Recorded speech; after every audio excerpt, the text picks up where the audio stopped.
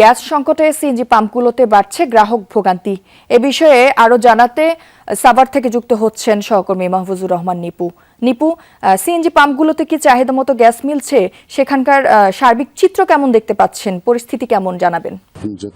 যদি এক কথায় বলি, না কোনো চাহিদা মতো তাদের গ্যাস তো দূরের কথা, এখন গ্যাসগুলো কিন্তু বন্ধই রয়েছে।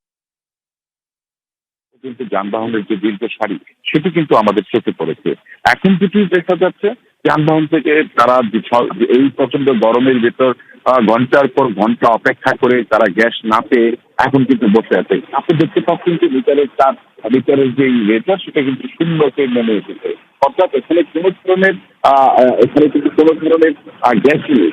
আর এই গ্যাস না থাকার কারণে সিএনজি পাম্পগুলো কিন্তু এর মধ্যে এই পাম্পটি বন্ধ রয়েছে। শুধু এই পাম্পের চিত্র যে তেমন কিনা, এর আশেপাশে যে কয়েকটি পাম্পেই আমরা ঘুরেছি, সবগুলো পাম্পের একই চিত্র। অর্থাৎ সবগুলো পাম্পেরই তাদের যে প্রেশার সেটি কিন্তু একেবারে পাচ্ছে না। শুধুমাত্র যে সিএনজি পাম্পগুলো এই চিত্র তা না, আবাসিক গ্রাহক না, শুধুমাত্র যে সিএনজি পাম্পগুলোর এই চিত্র তা না, আবাসিক গ্রাহক যারা রয়েছে, তারপরে শিল্প গ্রাহক যারা রয়েছে, তারাও কিন্তু গ্যাসের জন্য বেশ ভুক্তভোগী।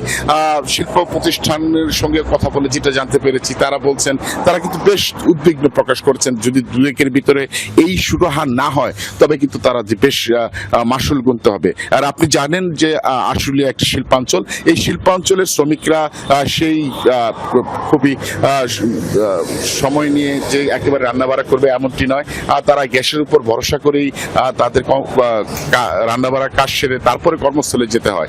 এখন কিন্তু আমরা দেখেছি তারা বেশ ভোগান্তিতে রয়েছে। তারা অনেকেই দেখেছি আমরা যে হোটেল থেকে খাবার এনে তারা খাচ্ছেন। তো সবকিছু মিলিয়ে বলতে পারি ভালো নেই সাভারের গ্যাসের গ্রাহকরা।